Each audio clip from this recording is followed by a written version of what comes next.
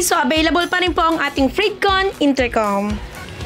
Meron tayong R1 Pro for only 5,500 pesos. Sa R3 naman natin ay 8,000.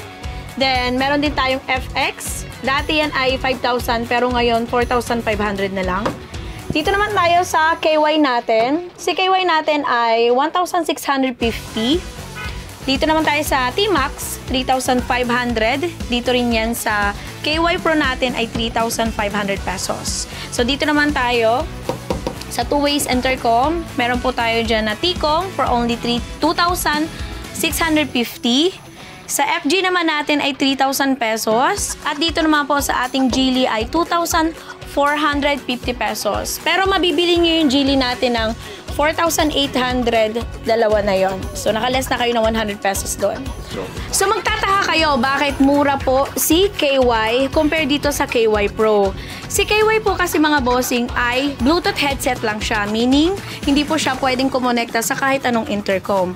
Ito naman po si KY Pro natin ay intercom po siya. So, pwede po siya makakonekta sa kahit anong intercom. So, universal pairing po siya.